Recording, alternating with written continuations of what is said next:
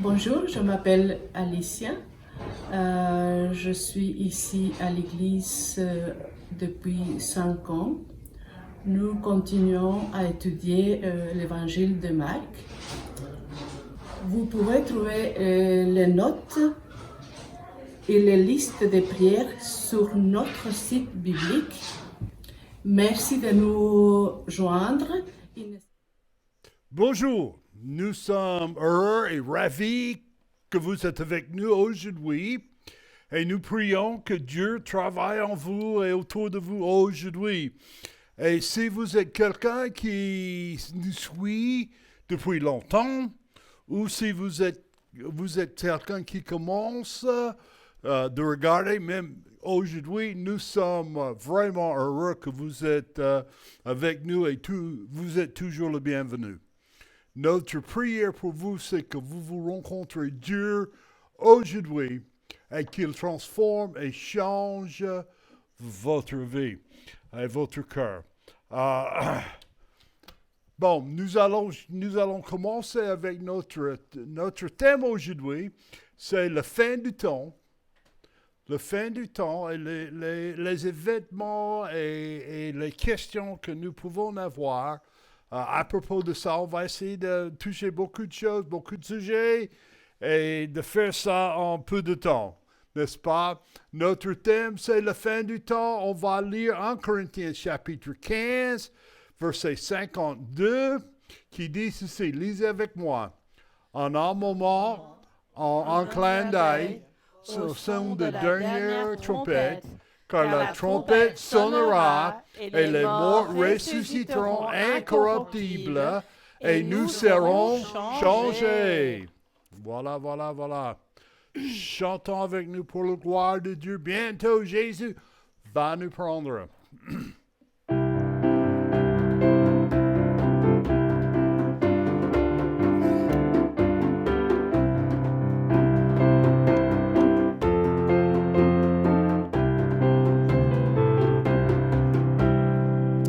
Bientôt Jésus va nous prendre auprès de lui dans le ciel. Il nous a dit de l'attendre jusqu'au jour de son appel. Nous avons la victoire. Nous vivons avec Jésus dans le ciel. À toi seul la gloire. Viens bientôt Emmanuel. Péché, travaux et souffrances cesseront et pour toujours.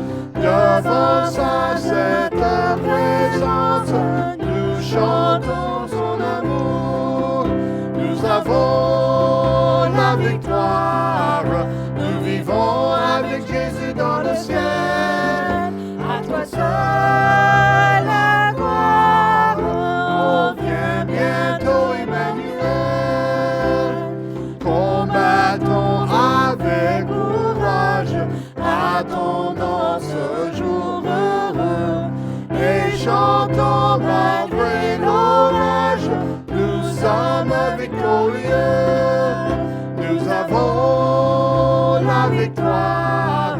Nous vivons avec Jésus dans le ciel. À toi seul la gloire. Oh, viens bientôt Emmanuel. Nous avons la victoire, c'est bien. Nous allons chanter, pas à nouveau, nous allons chanter ceci avant, mais pas beaucoup, parce qu'on trouve un peu difficile de chanter, mais ça va avec notre thème. Digne est l'agneau.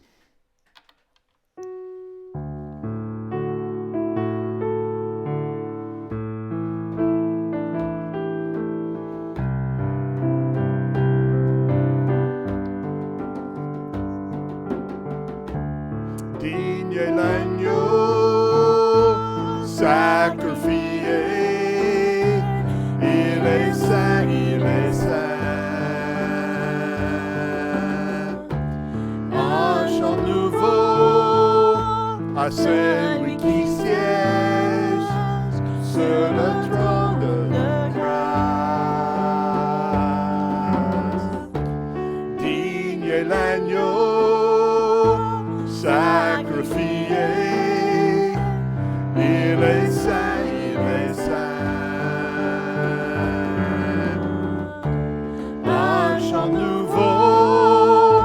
à celui qui siège sur le trône de ta grâce. Saint, oui, Saint, toi, Saint, et le Seigneur Tout-Puissant, qui est et qui revient. Je chante avec la création, louange au roi de rois. Oui, tu es tout pour moi, et je veux t'adorer.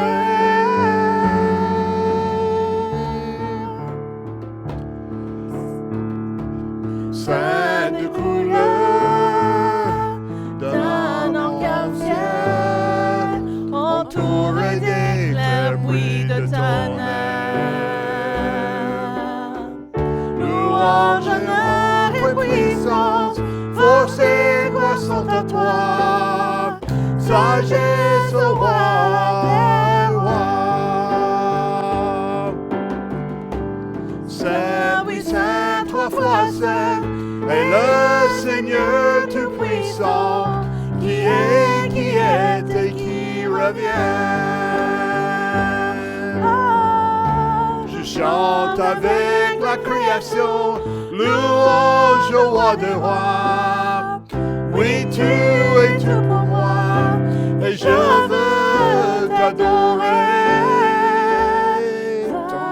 Saint, trois fois Saint, et le Seigneur Tout-Puissant, qui est et qui revient. Je chante avec création, louange au roi de rois. Oui, tu es tout pour moi, et je veux t'adorer.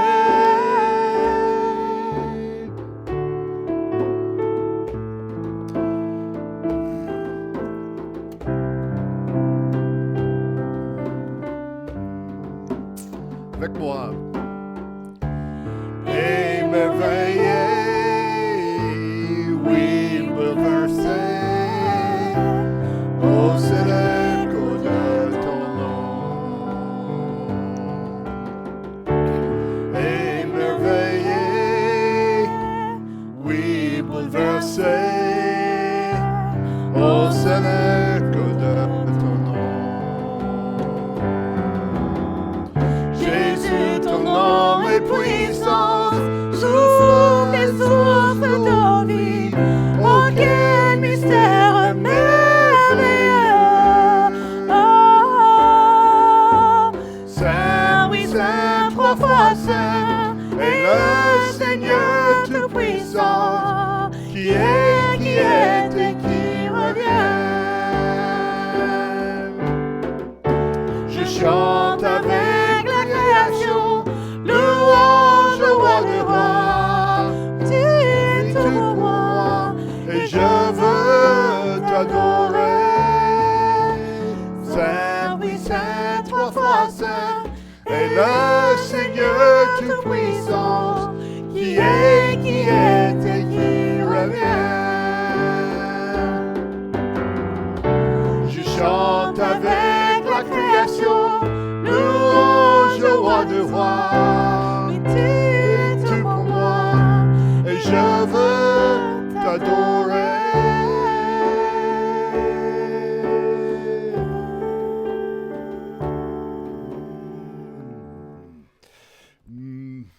Merci Deborah pour m'aider avec ça, parce que j'étais perdu un peu là-dedans. On va chanter une chanson qu'on connaisse bien, 117, Lorsque le ciel retentit de louanges.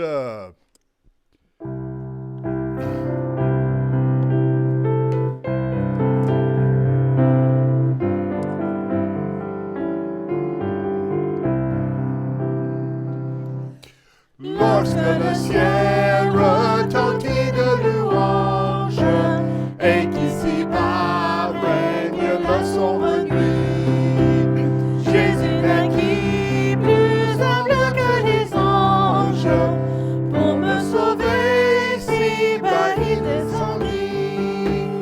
Honneur suprême, mon sauveur même, lui qui mourut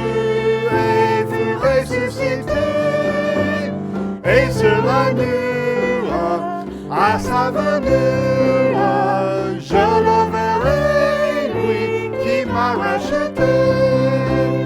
Lorsque la croix, le prince de la vie, l'a blanchi mes péchés, mes forfaits, le grand pouvoir de sa grâce infinie, ferme l'abîme où Satan m'a traîné. Bonheur suprême, mon sauveur même, lui qui mourut et fut ressuscité, et c'est la nuit à sa venue, je le verrai, lui qui m'a racheté. Lorsqu'au matin de la grande victoire, il triompha de la mort du tombeau, il effaça pour toujours la mémoire du mois passé, cet écrasant fardeau. Bonheur suprême, mon sauveur même, lui qui mourut et fut ressuscité, et sur la nuit, à sa venue, je le verrai, lui qui m'a racheté. Lorsqu'il viendra dans sa magnificence, ravir le ciel pour jamais dans les cieux, je tournerai l'hymne des délivrances en entendant son grand nom précieux. Bonheur suprême, mon sauveur même, lui qui mourut et fut ressuscité, et sur la nuit, à sa venue, je le verrai, lui qui m'a racheté. Formidable, formidable, formidable. Nous allons nous incliner dans la prière. Et nous avons besoin de prier cette semaine, surtout pour le conseiller de sécurité et qu'il diminue les restrictions que nous pouvons, encore une fois, faire l'Église comme nous avons fait d'habitude. Notre Père Céleste, nous venons devant toi avec nos mains vides. Seigneur, je sais qu'il n'y a rien d'impossible avec toi. Je sais qu'il n'y a rien qui arrive dans la vie que vous n'avez pas déjà pour vous. Mais Seigneur, nous demandons, nous venons avec nos cœurs ouverts, que vous agir en nous, que tu touches notre cœur, mais Seigneur, surtout que tu touches le cœur de gens qui font la décision que nous pouvons bientôt ouvrir nos portes et que nous pouvons avoir notre réunion comme d'habitude. Seigneur, on prie ces choses, on met ces choses dans tes mains. Et nous prions ça dans ton Fils Jésus-Christ. Amen. Alors, nous allons demander Deborah de venir et il va faire les annonces. Alors, bonjour tout le monde. On est heureux que vous nous avez rejoints aujourd'hui à ce beau dimanche. On va espérer que le beau temps va rester, mais malheureusement, je pense que la météo dit que ça va pleuvoir cette semaine. Mais Dieu peut faire l'impossible. Alors, les comptes pour les dîmes et les offrandes sont ici. On vous encourage si vous ne l'avez pas encore fait ce mois-ci, de payer vos dîmes et que si vous avez de l'abondance, parce qu'on a parlé à propos de le fait que quand on est en abondance cette semaine, de pouvoir partager avec ceux qui ne sont pas dans l'abondance, que voici le compte mission. Alors, si vous avez des requêtes de prière, voici le numéro de GSM de mon papa. Vous pouvez lui envoyer un texte, ou vous pouvez lui appeler, ou vous pouvez envoyer un email si c'est plus facile. La famille de cette semaine, c'est Joël et Raël Troulmans, avec Eva et Elia. Alors, priez pour eux. Ils sont en pleine rénovation de leur maison. Ils sont aussi en confinement, comme le reste de nous. Alors, continuez à prier pour eux garder leur famille en prière, contactez-le, dire un petit coucou et qu'ils sachent qu'on pense à eux, qu'on prie pour eux. Les noyaux vitaux recommencent cette semaine. Ils ont recommencé la semaine passée, pour certains. Pour toutes les autres personnes, ça va continuer cette semaine-ci. On vous encourage à nous rejoindre. Pour les jeunes, c'est à 14h30. Mais jeunes, je veux vous retrouver à 14h30 le mercredi. À 16h30, c'est les enfants. À 19h, c'est les adultes avec Larry. À 20h, le jeudi, c'est les jeunes adultes. Et à 20h, jeudi, il y a aussi les hommes. Si vous ne savez pas ce que c'est un noyau vitaux ou un noyau vital, contactez-nous. On peut vous mettre au courant. On peut vous mettre situé où vous avez besoin d'être. Comme ça, vous pouvez participer avec la communauté de notre Église. Alors, l'étude des femmes se passe toujours le jeudi soir à 19h30. Il y a un lien Google Meet qui est le lien permanent, qui veut dire que c'est le même lien tous les semaines. Alors, si vous ratez une semaine ou quoi que ce soit, c'est pas grave, c'est le même lien tous les semaines à 19h30 le jeudi soir pour vous faciliter un peu la tâche. Pour rester au courant, on vous encourage d'aller regarder sur la page Facebook, de mettre que vous likez la page, comme ça vous recevez les notifications quand quelque chose se met sur la page. Et aussi sur le site web, ebbrixensart.com, vous pouvez trouver les notes et aussi les reflets et les questions de la semaine pour les noyaux vitaux. Les camps d'été, on va prier que Dieu va permettre, sera le 12 au 23 juillet et le 25 au 30 juillet à BO en Belgique. Alors, aujourd'hui, c'est la réunion des femmes. Si vous n'avez pas pu atteindre ou vous n'avez pas pu venir en présentiel aujourd'hui, on vous encourage de participer sur le live ou de le regarder plus tard et de nous contacter si vous avez besoin de quelque chose ou vous avez des questions. Mais ça va être différent cette semaine pour les femmes. Alors, je vous encourage fortement de tous y participer, présentiel ou virtuel. Alors, maintenant, il est temps pour que le culte commence. Et je passe le bâton à papa.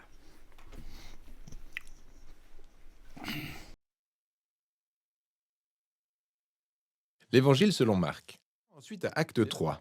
Jésus fait une entrée royale très remarquée à Jérusalem pour la Pâque.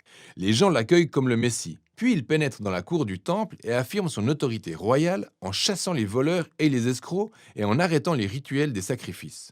Cet événement marque le début d'une semaine de débats et de confrontations entre Jésus et les leaders d'Israël, dont il condamne l'hypocrisie. Et donc ces derniers décident de mettre en œuvre un plan pour le faire tuer. Jésus avertit alors ses disciples, prédisant que Jérusalem et son temple seront détruits en une génération. Et ses disciples seront persécutés comme lui, jusqu'à ce qu'il revienne un jour pour asseoir pleinement le royaume de Dieu à travers le monde. Tout cela mène à la dernière nuit. Jésus prend son dernier repas de la Pâque avec ses disciples, repas qui symbolise la libération d'Israël de l'esclavage par la mort de l'agneau de Pâques. Jésus utilise ces symboles et leur donne une nouvelle signification. Il souligne la libération du péché et de la mort qui passera par la mort du Messie, le serviteur meurtri. À partir de là, l'histoire s'accélère jusqu'à l'arrestation de Jésus et son procès devant les prêtres d'Israël et le gouverneur romain Pilate, ce qui va conduire à la crucifixion de Jésus. Elle se termine par une scène clé qui équivaut aux scènes importantes de Actes 1 et 2. Sauf que cette fois-ci, ce sont les ténèbres qui descendent, pas une nuée. Et au lieu de la divine voix provenant des cieux, c'est la voix de Jésus mourant qui s'élève. Et le plus surprenant est que c'est un soldat romain qui, voyant Jésus mourir, comprend et annonce qui est Jésus. Cet homme était le Fils de Dieu. C'est la première personne de l'histoire à accorder du crédit à cette étonnante déclaration sur l'identité de Jésus. Celle qu'il est le Fils de Dieu crucifié, le Messie, Jésus de Nazareth, mort pour ses amis et ses ennemis. Ensuite, le corps de Jésus est placé dans une tombe et le premier jour de la semaine suivante, 2 femmes parmi ses disciples se rendent sur la tombe et découvrent que celle-ci est vide. La pierre a été roulée. Un ange les informe que Jésus n'est pas ici et qu'il est ressuscité d'entre les morts. Il leur ordonne donc d'aller annoncer cette bonne nouvelle aux autres disciples. Jésus est vivant et va les retrouver en Galilée. Mais à ce moment-là, les femmes sont complètement en état de panique. Marc dit qu'elles sortent de la tombe et partent en courant, terrifiées et qu'elles ne disent rien à personne parce qu'elles ont peur. Et c'est ainsi que le livre se termine, avec les disciples de Jésus manifestant le même type de peur et de confusion qu'à la fin de Actes 2 et 1. Si vous vérifiez dans la Bible, vous verrez que la fin de l'évangile de Marc est plus détaillée. Jésus apparaît et parle à ses disciples. Mais il y a aussi une note vous indiquant que cette fin ne fait pas partie du texte original et qu'elle a été seulement retrouvée dans des manuscrits ultérieurs mais moins fiables. Il est possible que la fin originale ait été perdue ou que Marc n'ait jamais fini d'écrire son récit. Mais il est plus probable que cette fin brutale soit intentionnelle avec pour but d'exprimer l'idée suivante. Toute l'histoire est basée sur l'étonnante déclaration qui troubla les disciples de Jésus du début à la fin. Celle que Jésus qui a souffert, qui a été crucifié et qui est ressuscité est le Messie, le Fils de Dieu. Et que l'amour et le royaume inversé de Dieu ont été révélés lorsque Jésus est mort pour les péchés du monde. Donc, cette histoire se termine sans fin et vous oblige, vous, le lecteur, à essayer de trouver des réponses à cette étrange et scandaleuse déclaration au sujet de Jésus. Allez-vous fuir, comme l'ont fait les disciples, ou allez-vous reconnaître Jésus comme votre roi et aller annoncer la bonne nouvelle? Vous êtes les seuls à pouvoir répondre à cette question. Et voilà ce dont il est question dans l'évangile de Marc.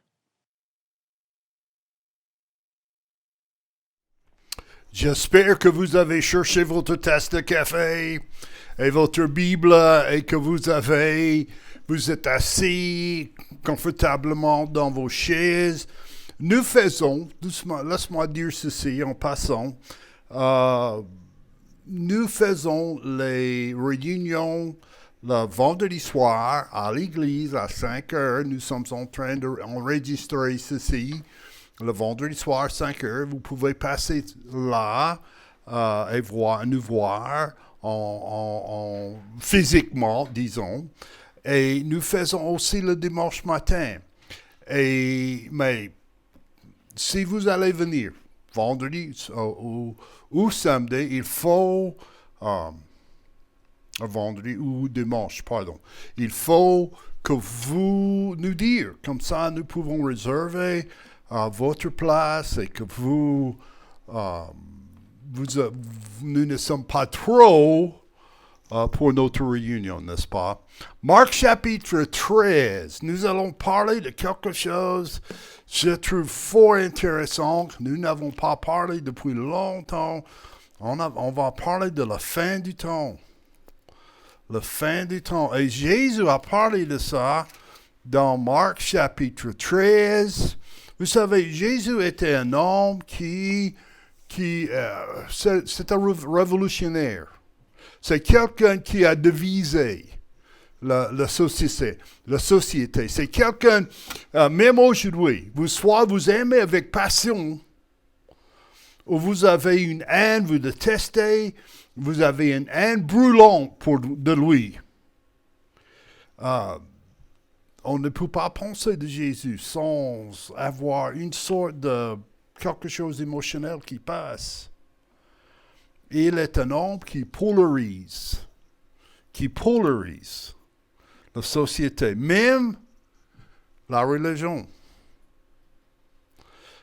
On doit rappeler qu'à cette époque, Jésus vécut avant qu'il y ait tous ces médias sociaux. Il a vécu avant qu'il y ait l'Internet. Il a vécu avant qu'il y ait le téléphone. Et malgré tout ça, il est l'individu qui était parlé le plus sur la planète que tous les autres individus. Est-ce que vous pouvez imaginer ceci? Juste pensez avec moi. Il a vécu que 33 ans. Et dans ces 33 ans, son impact dans le monde était tellement qu'il y a 2000 ans, on est en train toujours de parler de lui. Vous pensez de tous les grands hommes de société, tous les grands maîtres, tous les grands chefs, tous les grands généraux. Et on ne pense pas beaucoup d'heures. Hein? J'étais en train de demander mon fils, mon petit-fils, je dis, fiston, qui était le grand roi, chef de Babylone? Babylone, c'est un des 4 grands royaumes du monde. On ne sait pas. Tu dis d'accord. Ça, c'est longtemps passé. Peut-être vous connaissez celui de Macédoine. Non. OK.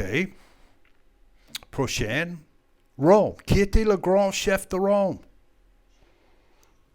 Qui est le grand roi de Rome? Qui est le César de Rome? Je lui ai dit un petit peu. Oh, je sais pas. Tu vois, ceci, c'est les gens qui a une fois ou l'autre, qui a vaincu le monde connu à ce moment-là. Mais on ne parle pas de ces gens comme nous parlons de Jésus-Christ. Parce que Jésus-Christ, c'est un homme qui a fait un impact dans ces 33 ans qui a vraiment touché notre vie. Et une partie de ça, c'est parce que c'est lui le fondateur de le christianisme. En fait, le mot christianisme vient du fait de mot Christ. Et c'est lui qui a fondé le christianisme. Et le christianisme est basé sur 5 choses. Et vous voyez ça sur votre écran. Il n'est pas marqué dans votre note quelque part. Je vous encourage, si vous avez de la place quelque part, de marquer ceci. Parce que ceci, c'est vraiment le 5 piliers de la Bible, de nous. Première chose, c'est la sola scriptura, par l'écriture, par la Bible seulement. Nous croyons que la Bible est la seule source d'autorité. Nous n'avons pas le christianisme. Hein? Et il y a des autres groupes qui ajoutent les autres écritures, mais nous croyons que la parole de Dieu. Dieu a nous envoyé sa parole et il dit ce que nous avons besoin de savoir, comment avoir une relation avec lui. Sola fide, par la foi seulement. On est sauvé uniquement par la foi. Ce n'est pas par la foi et quelque chose d'autre. Ce n'est pas par la foi et les œuvres. Parce que nous avons la foi, nous faisons les œuvres, mais ça commence, les racines commencent avec la foi. Et puis, on a sola gratia. C'est par la grâce seulement. C'est par la grâce que vous êtes sauvés, par le moyen de la foi. Le mot, la signification du mot grâce, ça veut dire la faveur de Dieu non gagnée, non méritée. Dieu nous aime comme ça. Et puis le 4e, c'est solus Christus. Ça veut dire uniquement par Christ. Jésus a dit, je suis le chemin, je suis la vérité, je suis la vie. Personne ne vient au Père que par moi. Et numéro 5, c'est soli Deo Gloria. Nous faisons tout ceci pour la gloire de Dieu. Bon, qu'est-ce que ça veut dire tout ça?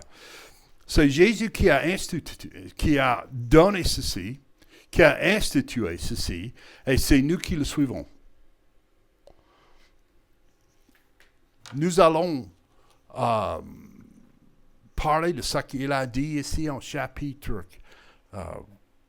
13, et nous allons voir comme il est en train de mettre tout au point avec ses disciples. Rappelez-vous qu'il y a au-dessus au-dessus de sa tête, la connaissance que par la fin du semaine, il va aller à la croix, il va être séparé de son Père, il va être mis dans un tombeau, et il va mourir. Bon, il va mourir avant qu'il est mis dans le tombeau, et puis il va ressusciter. Et il a parlé de ça. Il a parlé de ça, ils sont en train de parler de ça, mais surtout cette idée d'avoir cette agonie, cette punition, cette séparation de son Père, est toujours sur lui et au-dessus de lui, et il est en train probablement de penser de ça. Nous sommes tous allés à l'école. Et je sais quand je suis à l'Institut biblique et le prof dit, sur cette date, à 7 ans, nous allons avoir un grand examen. Et votre année repose sur cet examen. Soit vous réussissez cet examen-là, ou vous ne réussissez pas votre année de cette classe.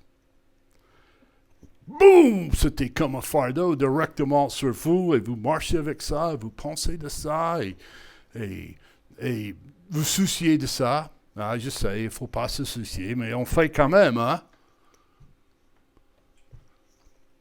Peut-être vous avez eu ça, vous étiez malade, vous ne sentez pas bien, et le médecin dit, on va faire un examen, vous allez faire un grand examen à la clinique, et quelle est la première chose que tu penses? Je peux vous dire ce que je pense. C'est le cancer. Je vais mourir de cancer. Oh, de toutes les choses que je ne voulais pas, c'est ça. Alors, et c'est fur et à mesure que les jours passent, c'était comme je dis, c'était comme un fardeau sur vous. C'est une pensée qui n'est jamais loin de vous. C'est la même chose avec Jésus ici. Je sais qu'il est Dieu. Je sais qu'il est 100% Dieu. Mais l'autre partie de ça, c'est qu'il est 100% homme.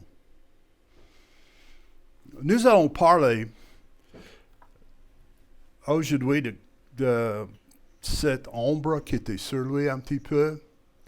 Et il y a des choses que nous allons parler de la fin du temps qui étaient certaines et sûres que nous pouvons voir de la parole de Dieu. Il y a des autres choses que les gens sont spéculés dessus et le Saint-Esprit n'a pas encore nous donné les idées de qu'est-ce que ça veut dire, pourquoi il est comme ça. Je vais vous dire ceci, nous croyons dans la traduction littérale de la Bible. Nous croyons que Dieu a dit ce qu'il veut et ce qu'il pense, et nous croyons que peut-être je ne comprends pas. Mais je crois que si Dieu le dit, c'est important pour nous de savoir. Nous croyons aussi qu'aucune écriture était d'interprétation privée. Ça veut dire que je ne peux pas prendre la parole de Dieu et tourner ou que ça dit ce que je veux. Normalement, l'écriture interprète l'autre écriture. Alors, et je crois aussi que Dieu, à la fin de la Bible, a arrêté de donner la révélation. Il n'y a pas une révélation qui continue. Pourquoi ceci est important? Parce qu'il y a beaucoup de monde qui dit, aujourd'hui, j'ai reçu une parole de Dieu. Non. Non. À la fin de votre Bible, il y a un mot qui dit Amen. C'est ça veut dire simplement que Dieu a clôturé la Bible. Il ne va pas ajouter, en fait, il dit, si quelqu'un essaie d'ajouter à ces paroles, qu'il soit anathème. Alors, je crois que Dieu a donné sa parole, et ce qu'il voudrait que nous sachions, et que nous devons suivre ce que Dieu a nous donné. Encore une chose, il y a beaucoup de différentes idées sur la fin du temps. J'étais en train de parler avec ceci, avec mes filles cette semaine, et il y a les gens qui, autant de différentes personnes qu'il y a dans le monde, il y a les opinions pour la fin du monde. Je peux vous dire ceci, je vais avoir confiance en Dieu de me sauver. Le salut de Dieu est transparent et clair. Il y a les choses que nous ne pouvons pas savoir. Mais je peux vous dire ceci. Je peux avoir confiance si je peux donner Dieu mon âme et avoir confiance qu'il va me protéger, qu'il va me garder. Je peux avoir confiance que même si je ne comprends pas tout ce qui arrive à la fin, que Dieu va me garder. La façon que je regarde la fin du temps n'affecte pas mon salut. D'accord? OK. Marc chapitre 13, verset. Et nous n'allons pas lire tout le passage, mais et je vous encourage de lire ceci à votre aise. Verset 1. Comme Jésus sortit du temple, un de ses disciples lui dit, Maître, regarde, quelle pierre et quel bâtiment. La pierre que j'ai entendu, ils sont toujours là, quelques-uns, ils vaut 7 à 9 mètres de long, 5 à 6 mètres de large, 2 mètres de haut. Il pèse plus ou moins 45 à 50 tonnes de calcaire. Et en fait, le calcaire, cette pierre ne vient pas d'Israël. Ça vient d'ailleurs et il doit être traîné à Jérusalem pour être construit. Et rappelez, ceci c'est avant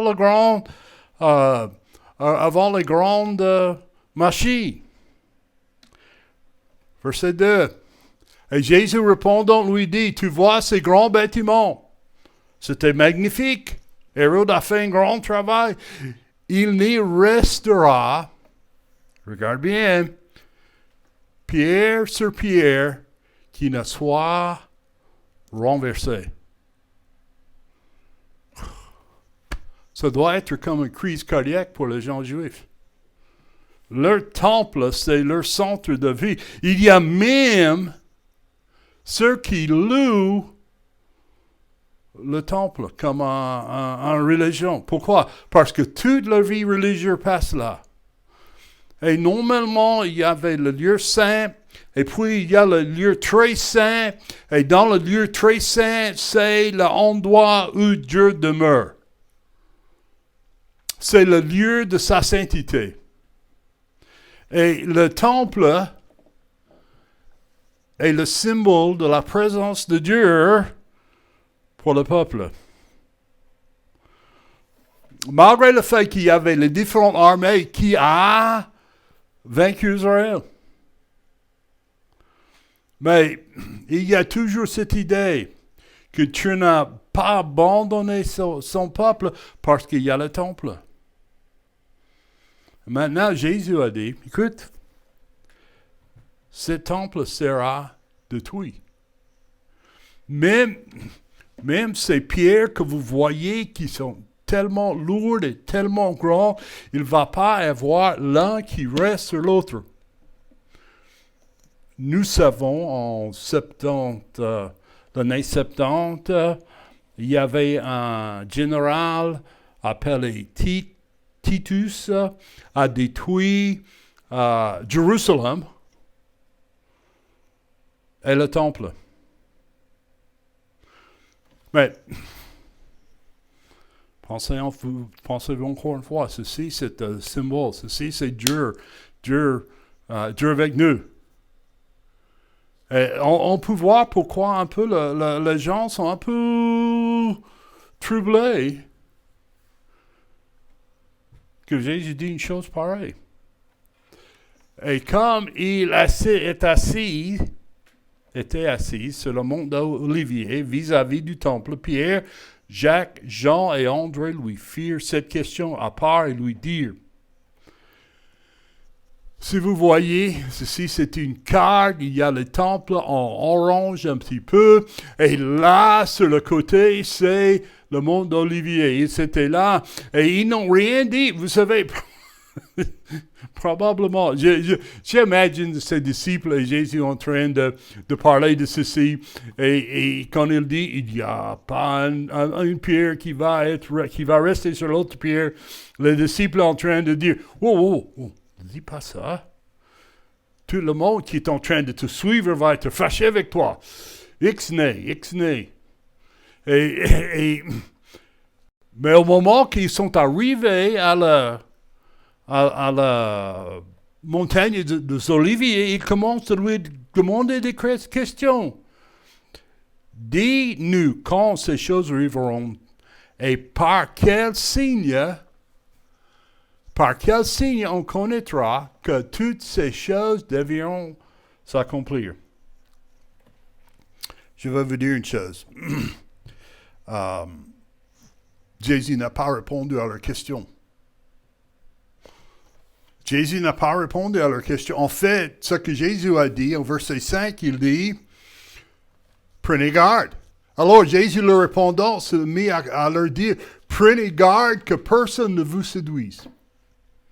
C'est le premier avertissement. Et comme il savait qu'il va mourir, il est en train de leur préparer pour les choses qui vont venir. Verset 6, car plusieurs viendront qui prendront mon nom disant, c'est moi qui suis le Christ. Ça, c'est vrai même aujourd'hui. Il y a les gens qui se disent que je suis le Messie, je suis le Christ. Et ils en séduiront plusieurs. Alors,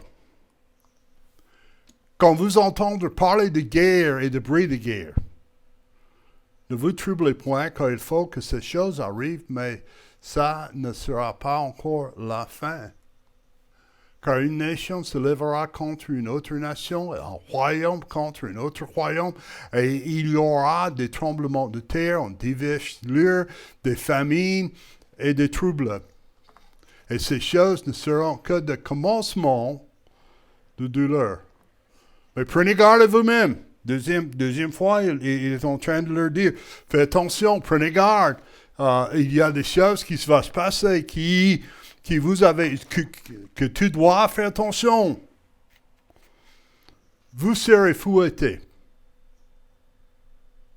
Attends.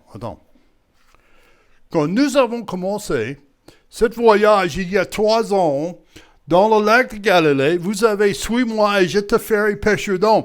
Vous n'avez pas dit qu'on sera fouetté. Vous serez présenté devant le gouverneur et devant le roi à cause de moi pour me rendre témoignage devant eux. Mais il faut que l'évangile soit auparavant prêché à toutes les nations. Alors,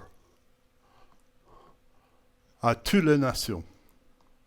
Or quand ils vous mèneront pour vous livrer, ne soyez point en peine par avance de ce que vous aurez à dire, et ne méditez point, mais dites tout ce qui sera inspiré. À cette heure-là, car il ne sera pas vous qui parlerez, mais ce sera le Saint-Esprit. Verset 12. Verset 12 qui dit, « Alors un frère livrera son frère à la mort et son père son enfant, et les enfants s'élèveront contre leur père et leur mère, et ils les feront mourir. » On va sauter jusqu'au verset 32.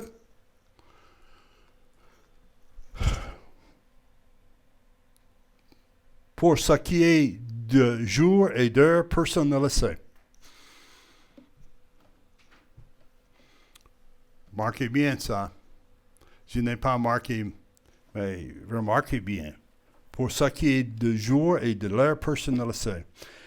Non pas même les anges qui sont dans le ciel, ni même le Fils, mais seulement le Père. Verset 33. Prenez garde à vous, veillez et priez, car vous ne savez quand ce temps viendra. Alors,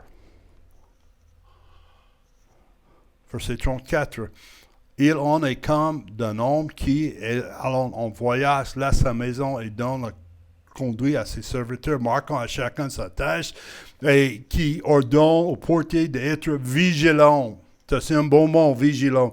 Veillez donc, car vous ne savez pas quand le maître de la maison viendra. Ça sera le soir ou à minuit ou à l'heure que le coq chante ou le matin. De peur qu'arrivant tout à coup, il ne vous trouve endormi. Je dois arrêter ici une minute. Vous savez, la dernière nuit que Jésus était avant la croix, Jésus était en train de prier. Il est dans le jardin. Et qu'est-ce que ses disciples ont fait? Ils sont dormis. Ils sont dormis. Ils ont dit leurs yeux étaient pesants.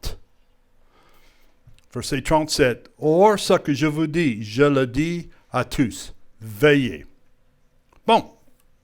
Si vous avez vos notes, j'ai quelques photos de la fin du temps. Je vais simplement partager ça sans dire beaucoup de choses. Ceci, c'est une conception d'un artiste de ce qui va arriver. Le monde va exploser, va diviser. Il y a les oiseaux qui reviennent à Jérusalem. Il y a beaucoup de choses différentes. Et puis, le monde sera détruit. Alors, qu'est-ce que nous savons? Ce que nous ne savons pas sur la fin du temps. Quand cela se produira. Nous venons de lire. Personne ne le savait. Ni les anges, ni le Fils. L'autre chose que nous ne savons pas, c'est comment ça va se passer. Quand cela sera produira, on ne sait pas. Je donne toujours cette illustration quand je parle de ceci avec mes enfants. Mais il y avait un jour que ma femme est allée pour la naissance de mon petit-fils aux États-Unis. Et quand elle est partie, elle est partie en Texas. J'ai un enfant qui était né, un petit enfant qui était né dans le pays de promesse. Et ma femme est allée aider ma grande-fille pour cette naissance. Et quand c'est arrivé, j'ai acheté un billet. Et on a acheté un billet. Je savais quand il part, mais je savais aussi quand il revient. Et je savais que quand maman est là et quand papa est là, deux choses différentes. Je crois même pendant ces temps-là, il y a des choses qui te passaient que on a coupé les cheveux de ma fille, on a fait beaucoup de choses que maman et on a fait le coupeur de les cheveux parce que papa ne savait pas le faire. Préparer ma fille pour l'école chaque jour, on doit faire quelque chose. Alors, on a trouvé une Ça n'a rien à faire. Mais nous savons à quelle heure il va revenir. Et avant qu'il est revenu, on a bien nettoyé la maison. On a bien préparé pour ma femme de revenir. Le problème, c'est que Jésus est parti. Il a dit, je reviens, mais nous ne savons pas encore quand. Alors, soyez prêts. Soyez prêts. Comment cela va passer? Il y a les choses que nous savons, que la Bible nous dit. C'est le son de la trompette. 1 Corinthiens chapitre 15, verset 52, nous avons, ceci ne fait pas partie de notes. Ceci, c'est les choses que je vous donne gratuitement. C'est le son de la trompette, c'est les enlèvements des saints. C'est les gens qui étaient morts, qui seront enlevés. Premièrement, ça c'est le verset 1 que nous avons déjà lu ce matin.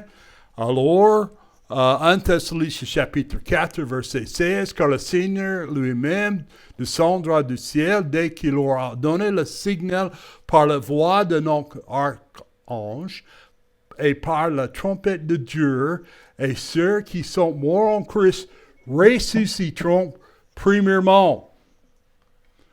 Ensuite, nous qui vivons et qui serons restés sur la terre, nous serons enlevés tous ensemble avec eux dans la nuée, au-devant du Seigneur et l'air, et ainsi nous serons en l'air, et ainsi nous serons toujours avec le Seigneur. Bon, nous savons qu'à un moment donné, la trompette va sonner, ceux qui sont morts vont ressusciter premièrement, et ceux qui sont vivants.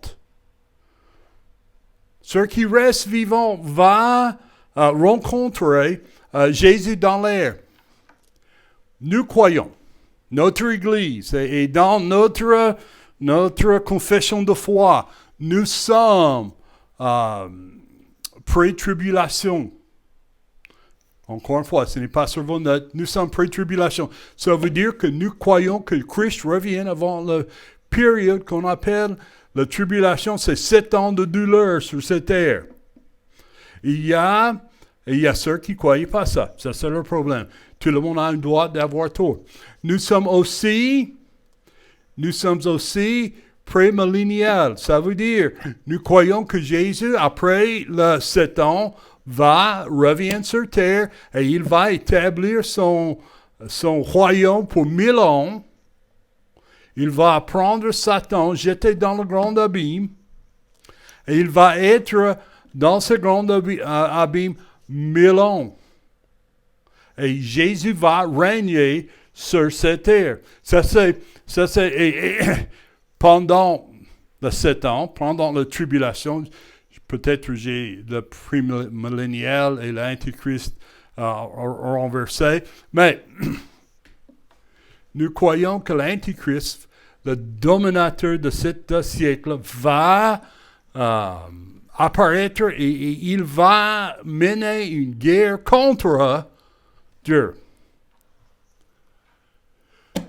Ce que nous savons sur la fin du temps, ce qui va passer. La chose certainement qui va passer. Jésus reviendra dans sa majesté. Jésus a dit à ses disciples, que votre cœur ne se trouble point. Ayez du courage. Croyons Dieu, croyons moi. Dans la maison de mon Père, il y a plusieurs demeures. Si cela n'était pas vrai, je vous l'aurais dit. Je vais vous préparer une place. Que là où je suis, vous serez avec moi. Je vais vous préparer une place et je reviendrai vous chercher. Que là où je suis, vous serez avec moi. Jésus reviendra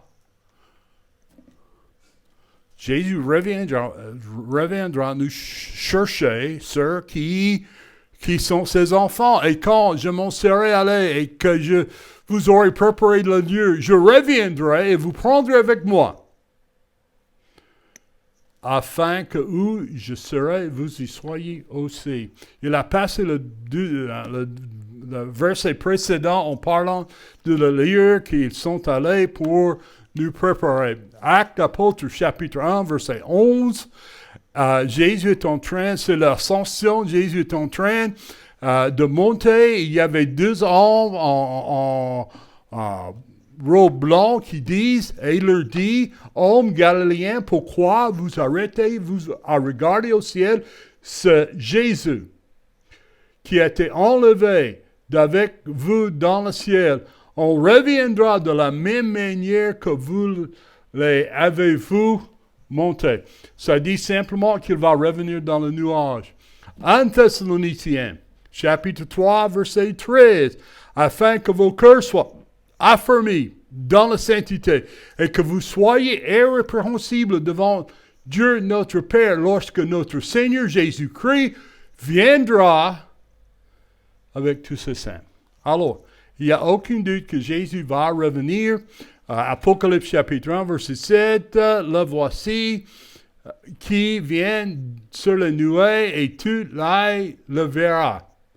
Et ceux-mêmes qui l'ont percé. Bon. Ceci, c'est simplement que Jésus-Christ, c'est celui qui va revenir. Toute personne sera jugée. Deuxième chose, sur votre note, toute personne seront jugées, même les enfants de Dieu. On va être jugé premièrement pour voir si on est enfant de Dieu ou non. Si le nom n'est pas écrit dans le livre de l'agneau de Dieu, vous n'êtes pas un enfant de Dieu. Et le non-enfant de Dieu va être jugé. Matthieu 25, 31, « Or, quand le Fils de l'homme viendra dans sa gloire avec tous les saints anges, alors il s'assiera sur le trône de sa gloire. » Verset 32, « Et toutes les nations seront assemblées devant lui. Et il lui séparera les uns d'avec les autres, comme un berger sépare les brebis d'avec les boucs. Et il mettra les brebis à sa droite et les boucs à sa gauche. Alors le roi dira à ceux qui sont à sa droite, ça c'est les brebis, venez, vous qui êtes bénis de mon Père, possédez un héritage du royaume qui vous a été préparé dès la création du monde. Alors, et le reste n'est pas venu. Romains chapitre 14, verset 11. Car il est écrit, « Je suis vivant, dit le Seigneur, que tout genou fléchira devant moi, et que toute langue donnera gloire à Dieu. » Verset 12. Verset qui est difficile parfois d'entendre.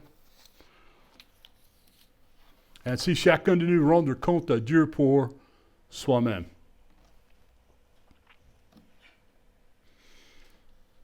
Ainsi, chacun de nous rendre compte à Dieu pour soi-même. Qu'est-ce que ça veut dire tout ceci? C'est simplement, il y a un jugement pour le sauvé, et il y a un jugement pour le non-sauvé. Si vous êtes sauvé, votre jugement n'est pas est-ce que vous allez rester au ciel, ou vous allez passer à la purgatoire, ou vous allez passer à un entre-jeu, entre-place. Non. Si vous êtes sauvé, vous êtes sauvé. Si vous êtes perdu, vous êtes perdu. Alors, Dieu établira son royaume ici sur terre. Je vous encourage de lire Apocalypse chapitre 20, versets 1 à 7. Dieu établira son royaume ici sur terre. Philippiens chapitre 2, verset 10, afin qu'au nom de Jésus, tout ce qui était dans le ciel et sur la terre et sous la terre fléchisse le genou et que tout l'homme confesse que Jésus est le Seigneur à la gloire de Dieu le Père. Alors, qu'est-ce que Jésus veut que nous faisons avec tous ces passages? Pardon. Comment nous venons de lire en Marc et nous venons de lire toutes ces autres choses et qu'est-ce que Dieu veut qu'on fasse avec? Comment appliquer ça à notre vie? Première chose, on finit avec les vieilles choses. Si donc quelqu'un est en Christ, il est une nouvelle création, les choses anciennes sont passées, voici, toutes choses sont devenues nouvelles. On a le nouvel homme, on a le nouvel homme, on a le vieil homme. Ephésiens chapitre 4, il faut dépouiller de vieil homme et il faut s'habiller, revêtir de nouvel homme. Alors, les choses anciennes doivent être jetées, rejetées. Quand nous sommes baptisés, nous disons ceci, est-ce que vous êtes sauvés? Oui, je suis sauvé.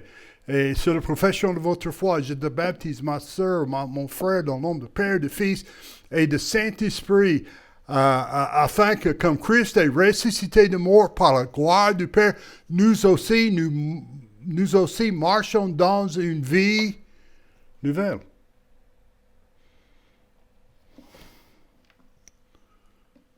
Comme Christ a été ressuscité par la puissance glorieuse du Père, nous aussi, nous marchons dans une vie nouvelle. Péché. Qu'est-ce qu'on doit faire? On doit rejeter. Il y a des choses qu'on a besoin de laisser tomber. On a besoin de laisser tomber le péché. Vous savez, j'étais en train de penser de ceci cette semaine et avant que quelqu'un puisse entrer dans le temple, il doit se laver. Et il y a une bain qui s'appelle mikvah et il doit faire ce nettoyage avant qu'il entre le temple. Mais pendant que Jésus-Christ était sur la croix, le voile du temple est déchiré. Et on n'a plus besoin d'un intermédiaire que Christ d'aller pour nous.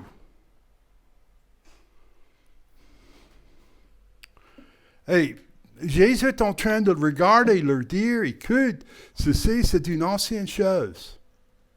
Ceci, il n'est plus nécessaire. Malgré le fait que pour 30 ans après que Jésus est mort sur la croix, il va avoir les sacrifices à faire à Jérusalem. Pour un croyant, ces choses ne sont plus nécessaires parce que nous pouvons aller directement à Christ.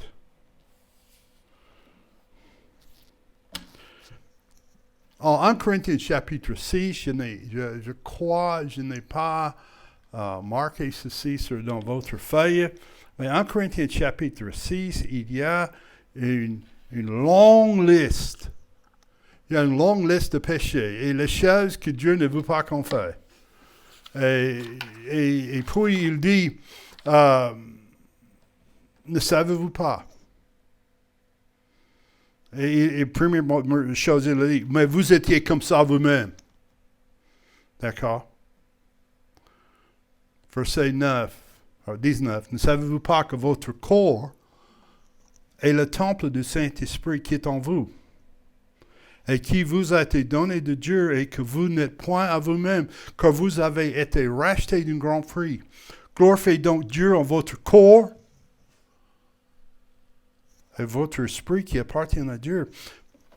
Si vous avez jamais dit, c'est mon corps, je peux faire comme je veux, et vous dites que vous êtes un enfant de Dieu,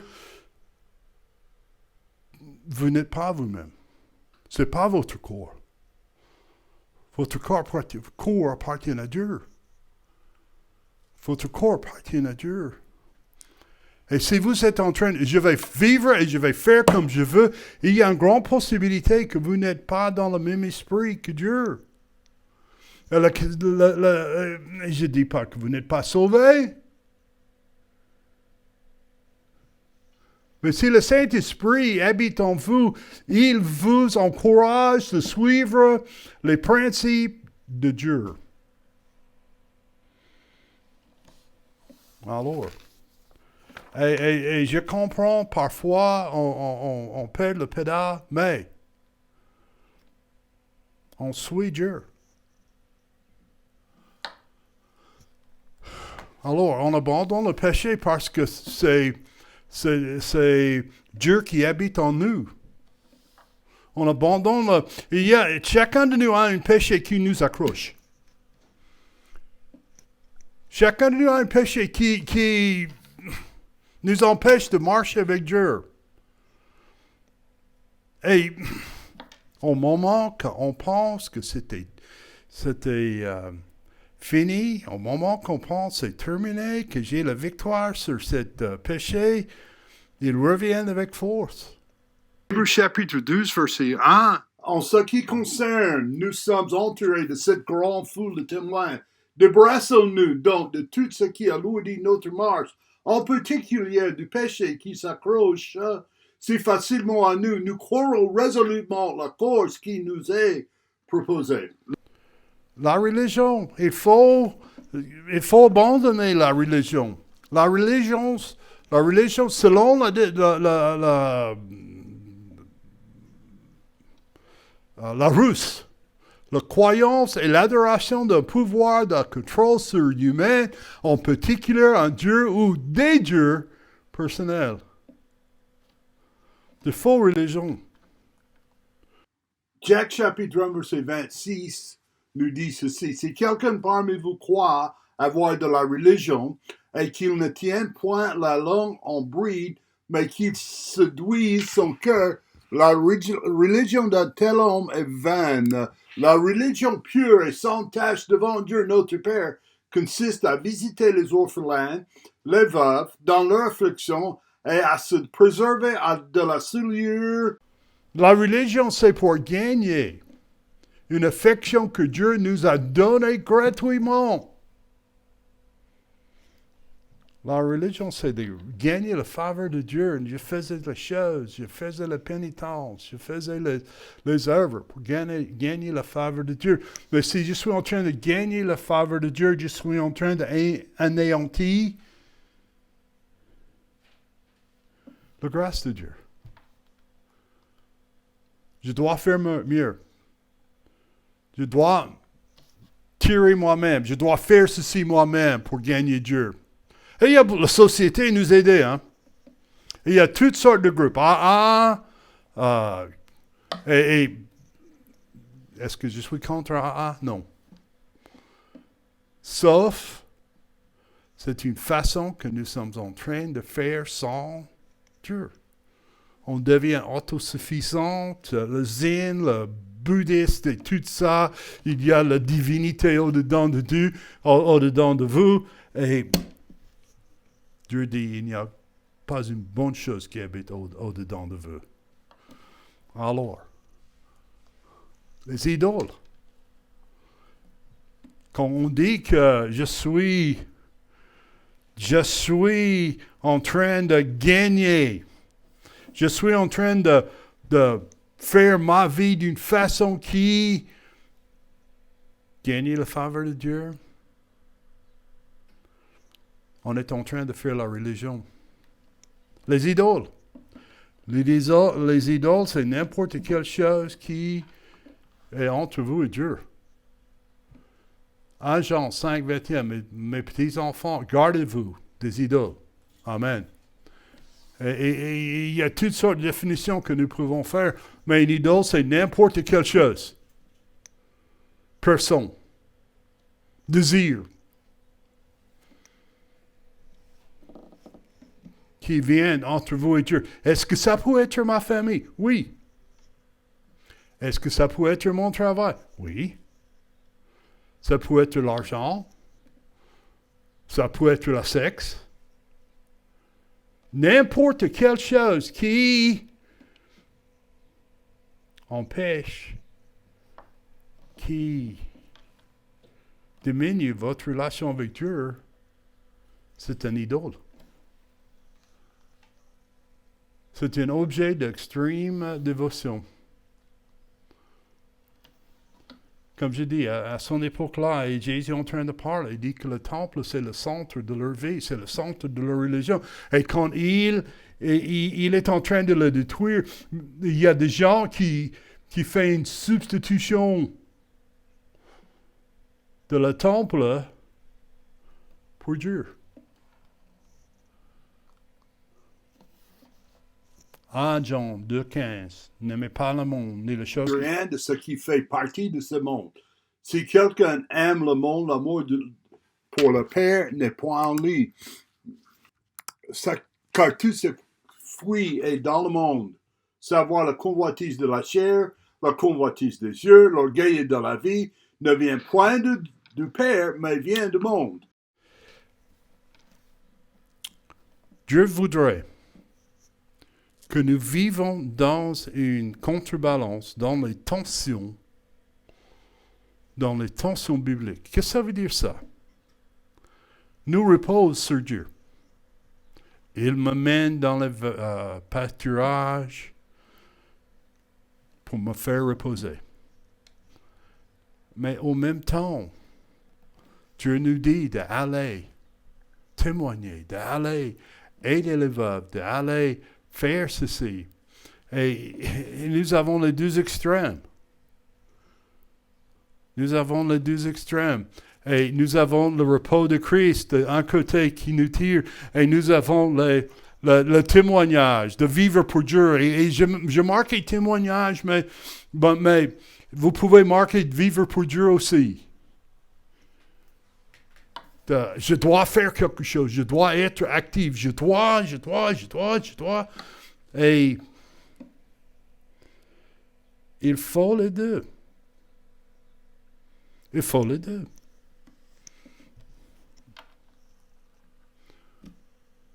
Attendez-vous à ce qui va arriver avec confiance. Perspective. De temps en temps, Dieu nous dit, Dieu nous élève et nous montre où nous avons commencé. Et je suis content que Dieu m'a élevé de ça. Et de ça que nous serons. Dieu nous donne la perspective. Ce monde, nous sommes dans une pandémie, nous sommes dans une société qui était anti-Dieu, nous sommes dans un groupe qui ne veut rien faire avec Dieu et qui se moque de nous.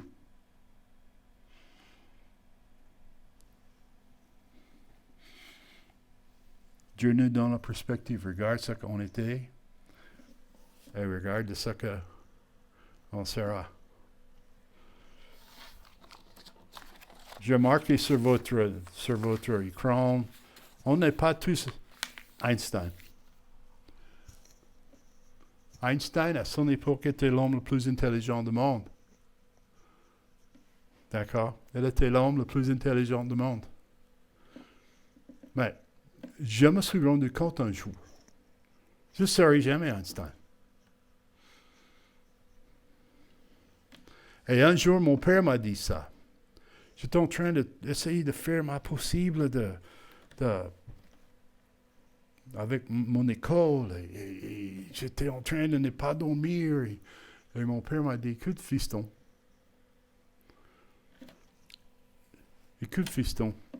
il est possible que tu ne seras jamais Einstein. Il faut avoir une perspective. Ah. Et parfois, nous poussons nos enfants à l'école, parfois nous poussons nos enfants au sport ou dans les autres choses, et on doit bien garder l'idée que la chose importante, c'est notre relation avec Dieu. C'est ça que Dieu veut pour moi. Je dois dire ceci. Et c'est mon témoignage. Je n'aurais jamais pensé à 69 ans, je ne suis pas 79, 69 ans, je serai dans une village en Belgique en train de faire ce que je suis en train de faire maintenant. Jamais dans mes rêves. Alors, mais Dieu m'a élevé, m'a donné d'où j'ai commencé. Et puis, il m'a donné une perspective de ce que je peux être. Alors, je suis en Belgique.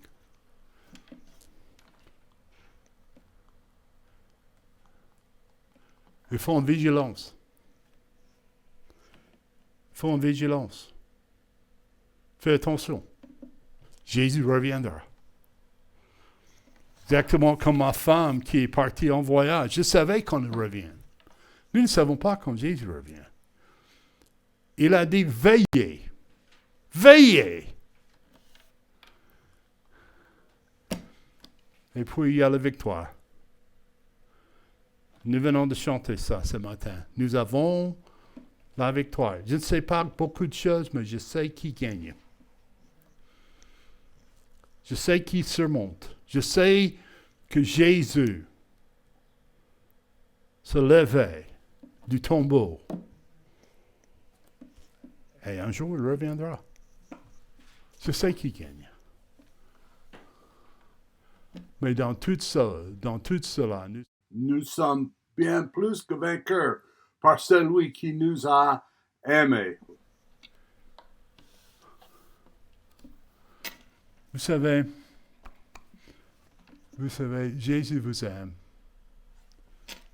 Jésus vous aime. Et il voudrait avoir une relation avec vous.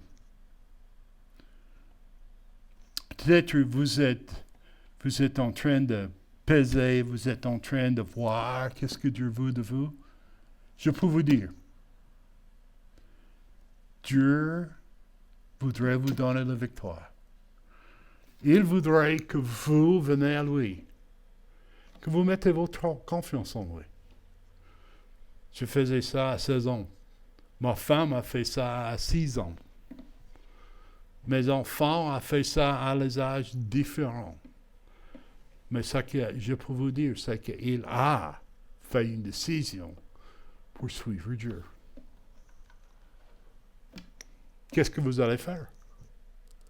Je crois. Jésus reviendra bientôt. En fait, je crois qu'il va revenir avant que je meure.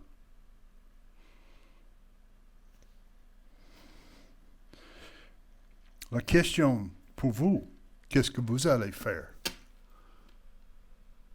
Qu'est-ce que vous allez faire avec Jésus?